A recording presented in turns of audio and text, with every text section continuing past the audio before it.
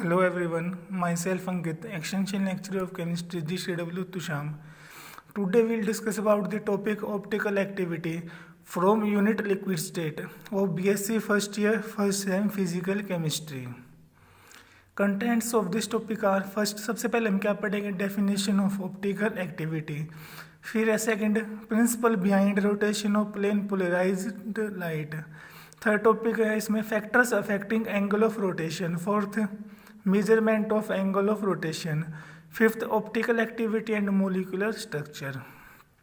सबसे पहले optical activity में कुछ डेफिनेशंस पढ़ेंगे। फर्स्ट डेफिनेशन है प्लेन पोलराइज्ड लाइट।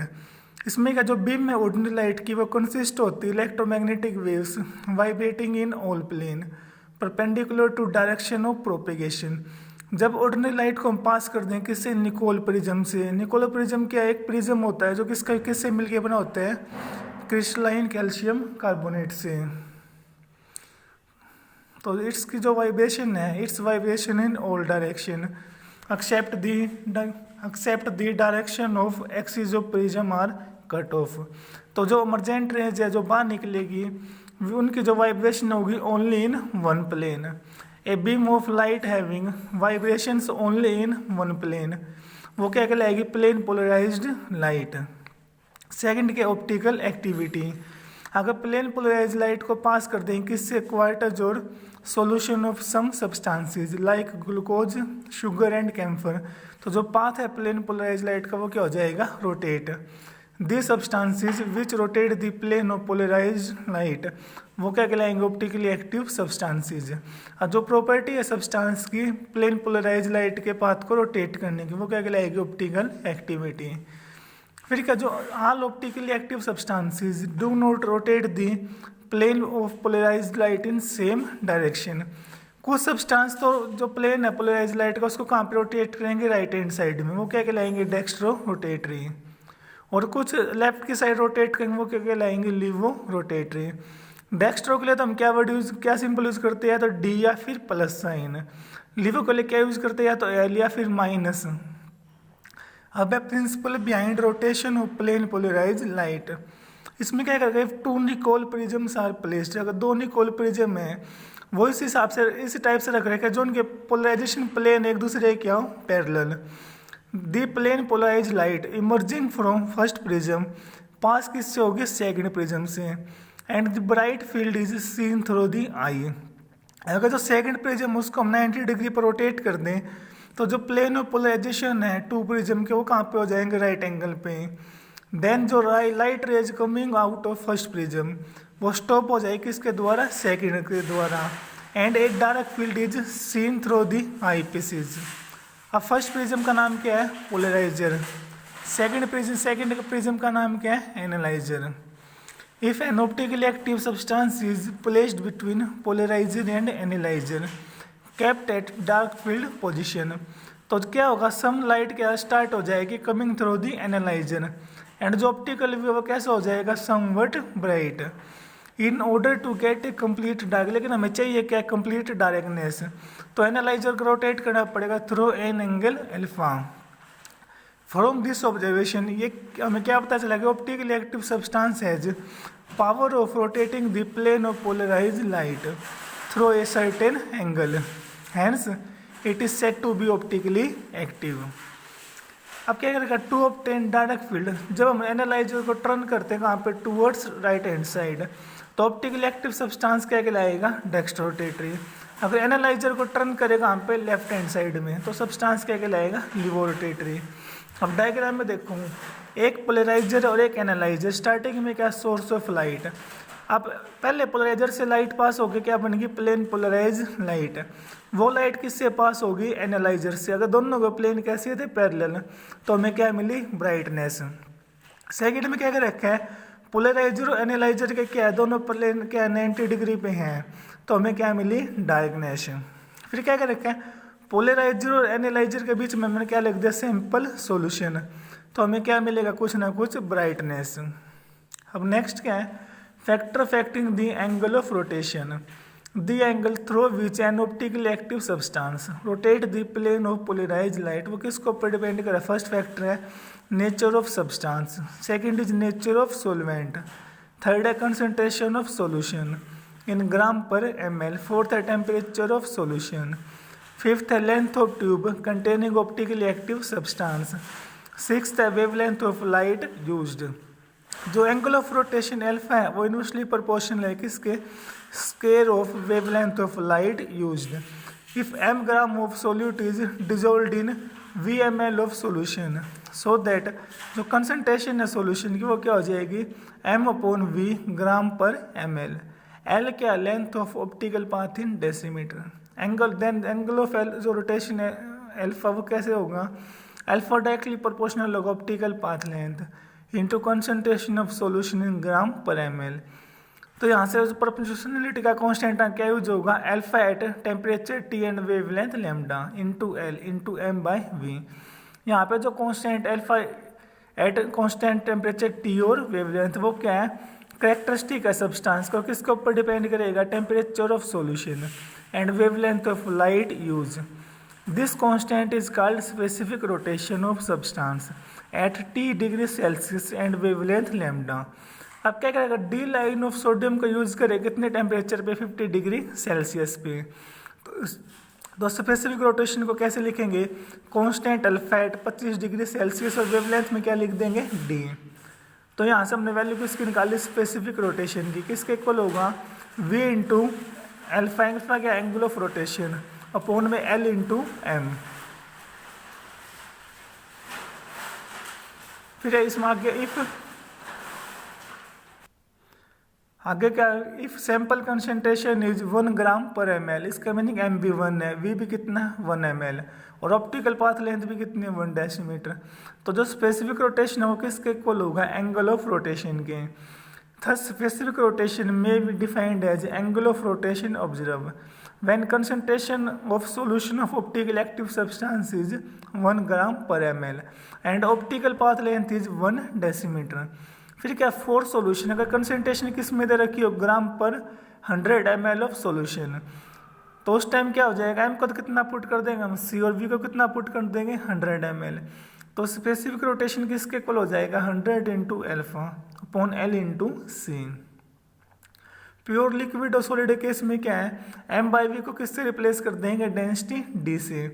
तो उस टाइम स्पेसिफिक रोटेशन किसके इक्वल होगा, अल्फा अपॉन में L इंटू डी। डी क्या, density. For pure solid L represent the thickness of solid in decimetre.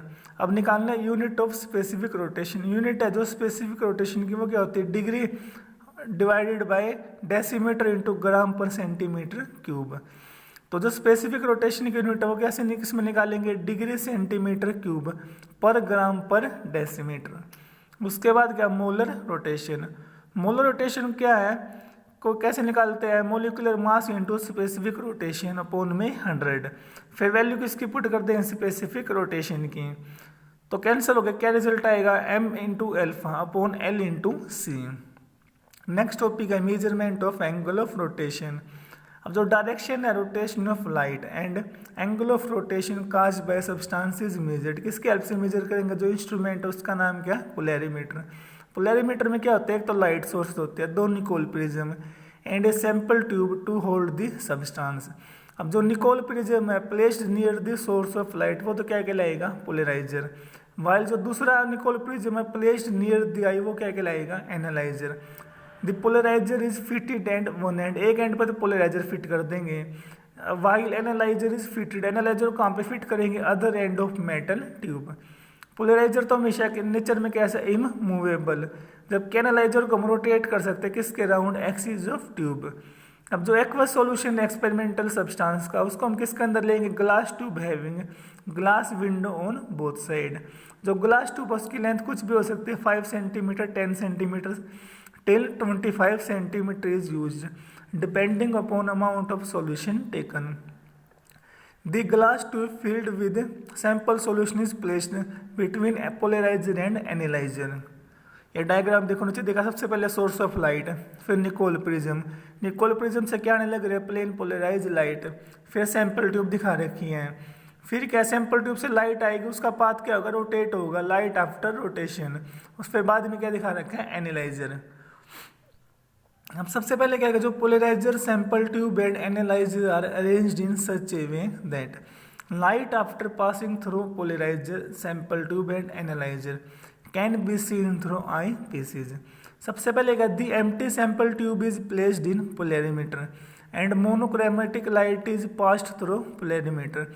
Maximum amount of light reaches the eye piece and bright field is seen. फिर क्या करें, analyzer को move कर लेंगे slowly so that light gets dim and ultimately complete dark field is seen. जिस position को ऊपर darkness मिलेगी वो रीडिंग क्या कर लेंगे, note. This is noted as initial reading. फिर क्या, now place the aqua solution of substance in sample tube and observe the effect on light.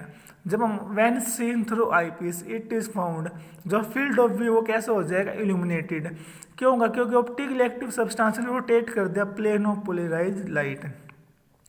इसका meaning the analyser is rotated, दोबारा एनालाइजर को क्या करना पड़ेगा, rotate till the field of view is completely dark as before. This is the final reading. जो difference है final और initial reading का वो क्या देगा, angle of rotation alpha of light caused by optical active substance. अब जो dextro rotatory substance है उसके केस में तो एंगल ऑफ रोटेशन कैसा मिलता है, पॉजिटिव। लिवो रोटेटरी सब्सटेंस के केस में एंगल ऑफ रोटेशन कैसा होता है, नेगेटिव। अब this type of polarimeter has disadvantage that, क्या डिसएडवांटेज है, there is difficulty in determining the position of complete darkness which take place slowly.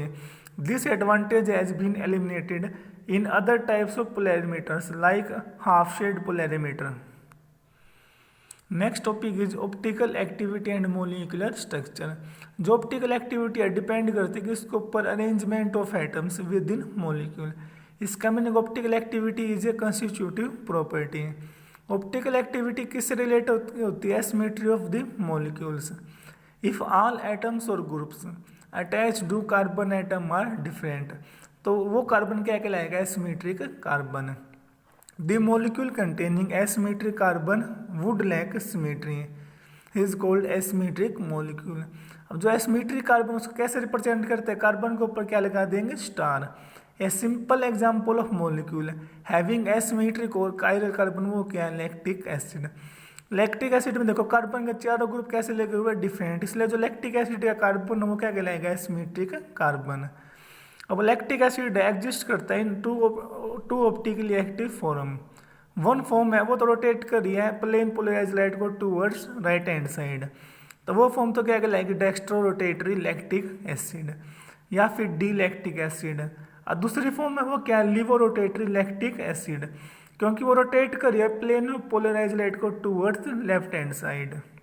Both these isomer differ with respect to arrangement of 4 groups in space.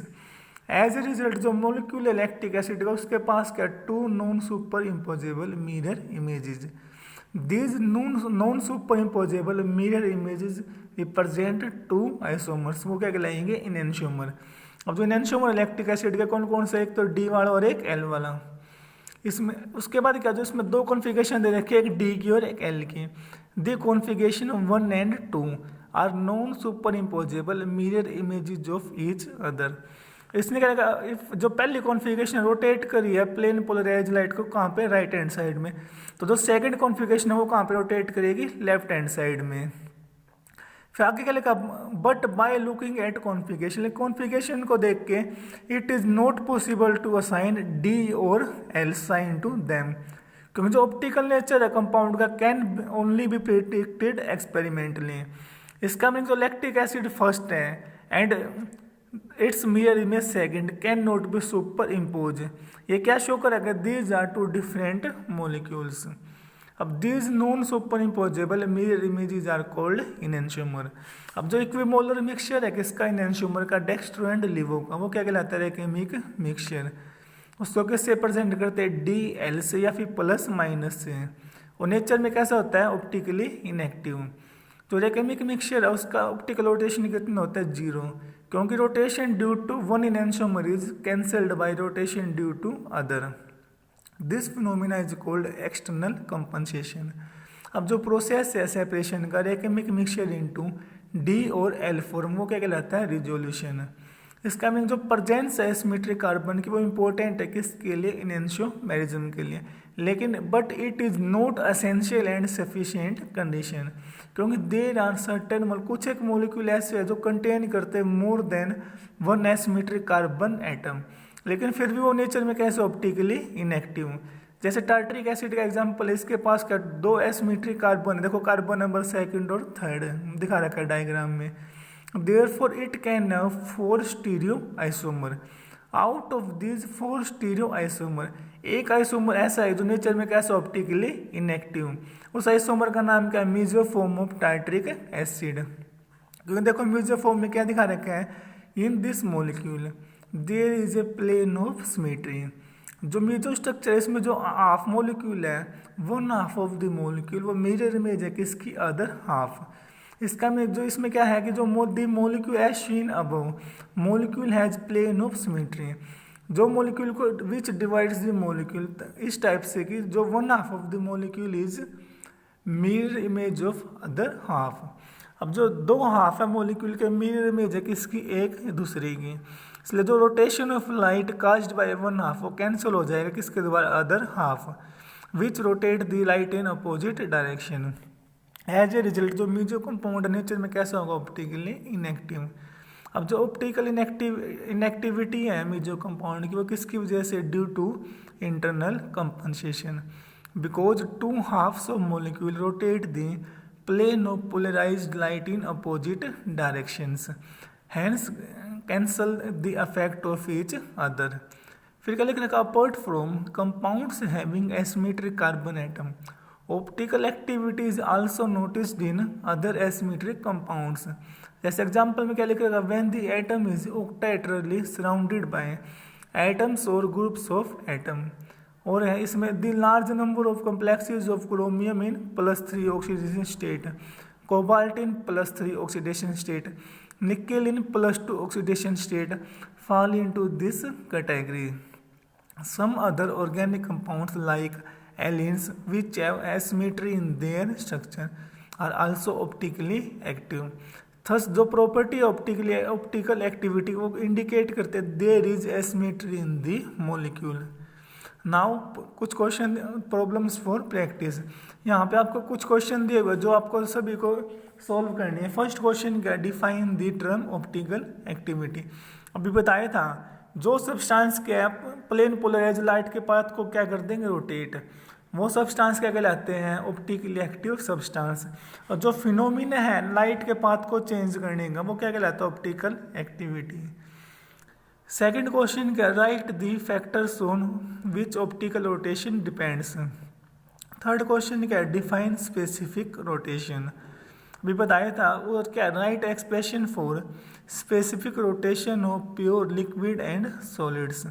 Fourth question क्या, write the procedure for measurement of angle of rotation. अभी बताया था angle of rotation को measure करने के लिए हम किसका यूज़ करते हैं, पोलैरीमीटर का। पोलैरीमीटर में एक तो क्या होता है, सबसे पहले सोर्स ऑफ लाइट, फिर दो क्या होते हैं, निकोल प्रिज्म, एक का नाम तो क्या होता है पोलराइजर, दूसरे का नाम क्या होता है एनालाइजर, और बीच में क्या होती है सैंपल ट्यूब।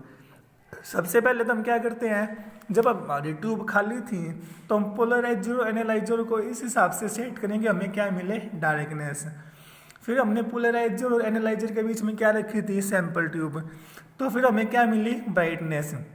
लेकिन हमने स्टार्टिंग में सेट कहाँ पे किया था, डायरेक्टनेस पे, तो हमें दोबारा डायरेक्टनेस लाने के लिए एनालाइजर का एंगल क्या करना पड़ेगा, रोटेट, वो रीडिंग क्या कहलाएगी, फाइनल। दोनों का डिफरेंस निकालेंगे वो क्या कहलाएगा, एंगल ऑफ रोटेशन। पांचवा क्वेश्चन क्या है, what is the cause of optical activity. मैं आशा करता हूँ कि आप सभी को मेरी वीडियो समझ आई होगी। Thanks to all.